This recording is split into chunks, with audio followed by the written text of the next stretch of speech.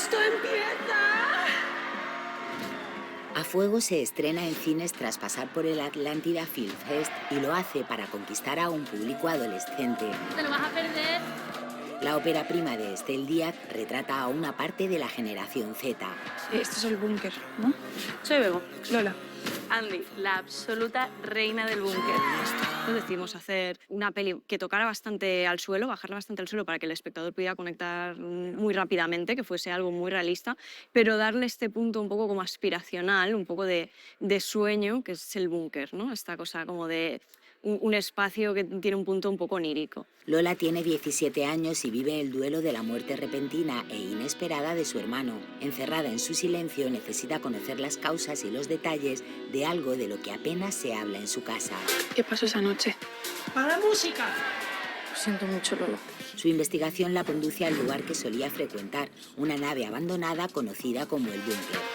En este espacio clandestino de encuentro y sobre todo de baile, descubre todo un mundo que le cambiará la vida y que despertará su pasión dormida por la danza. Tu hermano bailaba también. Era el mejor. Bueno, ¿y tú qué?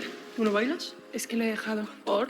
No solo fue una preparación actoral de realmente entender la psicología, el momento vital en el que está, ¿no? También pensando en la salud mental del personaje, lo que es un duelo, sino también en una parte de otra disciplina artística, ¿no? Como ha sido el baile. Que el búnker es una cosa comunitaria.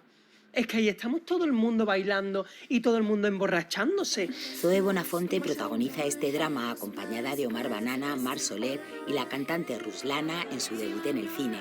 Begoña, no nos hagas esperar más. Un reparto que se preparó a fondo las coreografías muy presentes en toda la película.